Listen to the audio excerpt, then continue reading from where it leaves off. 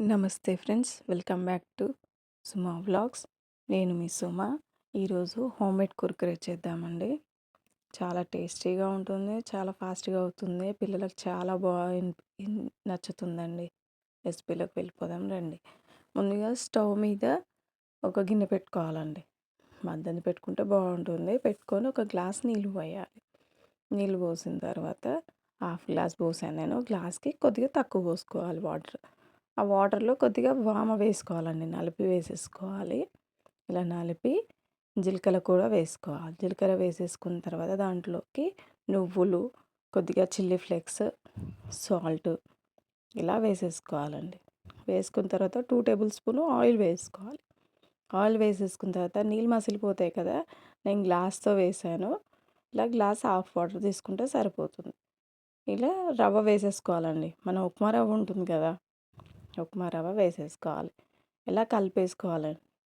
ఇలా అంతా కలిపేసుకున్న తర్వాత దీనిపైన క్యాప్ పెట్టాలి, మూత పెట్టుకోవాలి. మూత పెట్టుకొని తీసేసి కొద్దిగా వేడిగా ఉన్నప్పుడే స్పూన్తో కలుపుకోవాలండి. కలిపేసుకొని ఇలా చేయికి పట్టుకున్నంత వేడి ఉన్నప్పుడు కలపాలండి. వేడిగా ఉంది చూసి కలపండి. ఇలా కొద్దిగా మరీ గట్టిగా అనిపిస్తే కొద్దిగా చేతి తడుపుకొని ఇలా మొత్తం కలిపేసుకోండి. చపాతీ ముద్దలాగా అవుతుంది. ఇలా కలిపేసుకోవాలండి. ఇలా కలిపేసుకొని పక్కన పెట్టుకోవాలి. చపాతీ కర్ర ఉంటుంది కదా, చపాతీలాగా చేసుకోవాలండి. చపాతీలాగా చేసుకొని కట్ చేసుకుంటే, నేను కొన్ని కట్ చేశాను, కొన్ని రోల్స్ చేశాను అనమాట. మనం బయట ప్యాకెట్లో కురుకురే ఎలా దొరుకుతుంది, కొన్ని అలా చేశాను, కొన్ని కట్ చేసుకున్నాను.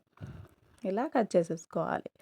ఇలా అన్ని వైపులా ఇట్లా అడ్జస్ట్మెంట్ ఇలా సైడ్లోవే కట్ చేసేసుకొని ఇలా మన స్టిక్స్ లాగా కట్ చేసుకోవాలండి. ఇలా నచ్చితే ఇలా చేసుకోండి. లేదు అంటే మన చేతిలోకి ఇట్లా మనం బయట ప్యాకెట్స్లో ఉంటాయి కదా, అంటే రోల్స్ లాగా అలా కూడా చేసుకోవచ్చు. నేను కొన్ని ఇలా చేశాను, కొన్ని ఇలా చేతితో చేశాను అనమాట. చేసేసిన తర్వాత అన్ని ప్లేట్లోకి తీసి పెట్టుకోవాలి. మళ్ళీ స్టవ్ మీద ఒక కడాయి పెట్టుకోవాలండి. డీప్ ఫ్రై సరిపడినంత ఆయిల్ వేసుకోవాలి. ఆయిల్ వేసేసుకొని ఆయిల్ వేడైన తర్వాత మనం ముందుగా చేసి పెట్టుకున్నాం కదా, ఇవన్నీ ఇలా చేసుకొని పక్కన పెట్టుకోవాలి. ఇలా ఒక్కొక్కటిగా వేసుకోవాలండి, లేదంటే విరిగిపోతాయి ఇవి. ఇలా ఒక్కొక్కటిగా అన్నీ వేసేసుకోవాలి.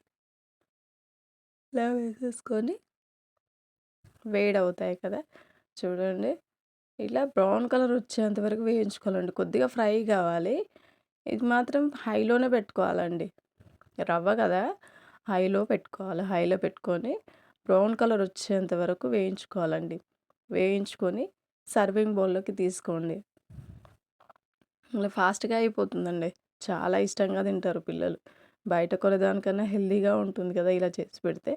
టమాటా కెచప్తో ఇలా సర్వ్ చేసుకోండి. పిల్లలు ఒక్కటి కూడా మిగిల్చరండి. చాలా ఇష్టంగా తింటారు, పెద్దవాళ్ళు కూడా తింటారు. మీకు ఈ రెసిపీ నచ్చితే లైక్, షేర్, సబ్స్క్రైబ్ చేయండి.